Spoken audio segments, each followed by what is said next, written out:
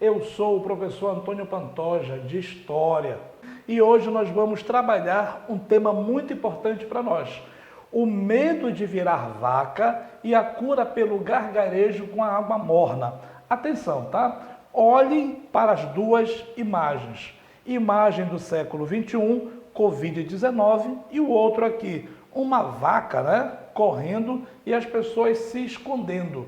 Século XXI, século XX. Qual é a relação dessas duas imagens? O que é que nós temos que entender? O que é o Covid-19? Coronavírus é uma família de vírus que causam infecções respiratórias. O novo agente do coronavírus foi descoberto em 31 de 12 de 2019, após casos registrados na China. Provoca a doença chamada coronavírus ou Covid-19. Interessa para nós que, em alguns momentos, o Covid ele sempre ficou em determinado local. E hoje, o Covid-19 ele é uma pandemia. Interessa para nós entender que no momento em que nós temos essa pandemia, o que é que nós devemos fazer? Seguir tudo aquilo o que é orientado pela ciência, o que é orientado pela medicina. Mas, no século XXI, nós temos esse monstro bem aqui, que deram um nome muito carinhoso que eu não concordo, que é a chamada fake news. A fake news, ela trabalha diretamente com a questão da desinformação. Então, hoje, através das mídias, das redes sociais, você tem várias notícias preenchendo o lugar de notícias valiosas que poderiam salvar vidas. E hoje eu tenho uma rede de desinformação que leva várias pessoas à morte. Você não pode esquecer que há pouco tempo atrás existiam grupos que estavam dizendo para nós não tomarmos a vacina que previne ao sarampo. O que é a desinformação? A desinformação é a utilização das técnicas de comunicação e informação para induzir ao erro. A desinformação, ela vai te induzir ao erro ou dar uma falsa imagem da realidade. Então, a desinformação não é algo ao acaso. Existem grupos, existem setores da economia, existem setores políticos que sim fabricam a desinformação. Atenção, mediante a supressão, a retirada ou ocultação da informação. A desinformação impede que você tenha uma informação importante. Ela impede que você tenha conhecimento da realidade. E o que isso tem a ver com história? Porque no início do século XX, isto também aconteceu. Jogo bem rápido, né? Só uma dica para vocês. Vamos lembrar que no início da nossa República, o Rio de Janeiro ele não teve o preparo, o Rio de Janeiro não foi planejado para se transformar a capital do Brasil. E o Rio de Janeiro, sendo a capital do Brasil e um dos principais portos, respirava. O Rio tinha uma quantidade muito grande de epidemias. Pior de tudo, que isto afetava diretamente a economia. Por quê? Porque os portos do Rio de Janeiro eram chamados portos da morte. Só para ter uma ideia, os navios que vinham da Europa, eles não atracavam no Rio, iam diretamente para a Argentina. E lá na Argentina os passageiros voltavam para o Brasil. Lembrando que no início da República, a economia do café ainda era uma das principais economias. E o número de imigrantes mortos pelas mais variadas doenças também afastava, inibia a vinda dos imigrantes.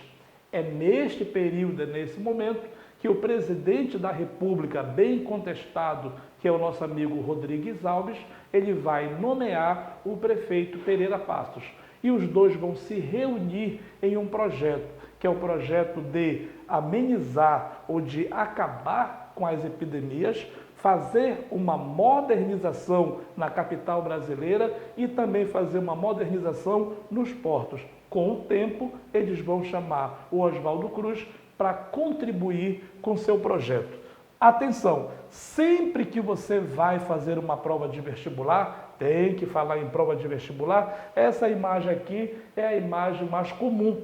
E nessa imagem aqui você vai ter o exército da vacinação e você vai ter a população. Se você der um pause, fazer um print e ampliar, essa é a tua linguagem, você vai perceber que são negros, mulatos, caboclos, jogando tudo que eles têm contra o exército da vacinação. Primeiro, a população ela não está revoltada pela vacina. Vocês vão perceber que a população está revoltada com a falta de informação e com o autoritarismo do governo, ok? Há mais de um século, o povo do Rio de Janeiro pegou em armas contra o projeto de vacinação obrigatória proposto pelo sanitarista Oswaldo Cruz. Por que nós vamos ter esse projeto? Acabei de dizer, Rio de Janeiro, uma capital doente. Aumento populacional. Nós tivemos o aumento populacional, principalmente no momento que o Rio se torna capital. Só que não havia um preparo, não estava preparada para isso. A cidade era cortada por vilas estreitas e vielas, não havia um sistema de ventilação, não havia uma preocupação com a coleta dos nossos dejetos. Subindo o morro, amontoados de barracos, formando as primeiras favelas. Qual foi a consequência disso tudo? Da falta de higiene, você vai ter epidemias como a febre tifoide, a varíola e a febre amarela. Importante para nós, no momento em que Oswaldo Cruz ele vai ser o sanitarista, ele vai tomar algumas medidas. As medidas de caçar ou justamente de impedir a proliferação de insetos, ele vai promover a caça, ele vai promover o extermínio dos ratos e depois ele vai decretar a vacinação obrigatória. A questão é que todos esses projetos, eles eram perfeitos, eles tinham uma lógica. Problema do Oswaldo Cruz e do governo, ele não criou uma forma de fazer com que a população tivesse ideia do que estava acontecendo. Lembrando que naquele momento a medicina não era ela não era tão popular, a medicina não era tão acessível. Lembrando também que naquele momento o governo de Rodrigues Alves sofria oposição. Então você vai ter jornais, vocês vão ter grupos políticos que vão desinformar, o que tu chamas de fake news. Qual era a função do Oswaldo Cruz? Olhando para cá, eu tenho morro, eu tenho a favela e ele está limpando como se fosse piolho. Modernizar o porto, abrir avenidas e erradicar doenças. Para isso era necessário que empurrar para longe a população pobre, rude e mestiça, o bota abaixo. A questão é que, no momento em que a população é desalojada do local em que ela morava, que eram os cortiços insalubres, elas serão colocadas aonde? No morro, que já era chamado de favela. No morro já moravam algumas pessoas que vieram da Guerra de Canudos e trouxeram o nome de uma plantinha, a favela, para aquele local. É importante você entender também que essa população, quando ela é jogada para a periferia, lá ela não recebe saneamento, lá não existe a preocupação de água potável e ela vai estar cada vez mais distante do seu trabalho. Respira comigo, no lugar em que havia os cortiços, no local em que tudo era sujo, se tornou um local muito bonito, as chamadas boulevards, referência à França da Belle Époque. Você vai ter agora praças, casas muito bonitas, prédios de até 8 andares. Qual é o problema? Que as pessoas não puderam voltar para este local porque o valor do aluguel era muito alto. A reforma foi feita, mas não atingiu a todos. O que é que você vai perceber? Que no momento em que a população vê a campanha do Oswaldo Cruz, você vai ter justamente o governo sendo bombardeado com a desinformação. Aí você vai ter uma charge do Oswaldo Cruz, nessa charge ele vai mostrar o quê? A população do Rio de Janeiro está sendo o que agora? Bombardeada com produtos que elas nem sabem o que vai acontecer. Importante para nós, existe a varíola. E a varíola, ela matava um número impressionante de pessoas, principalmente de imigrantes. O que é que Oswaldo Cruz percebeu? Importante para nós.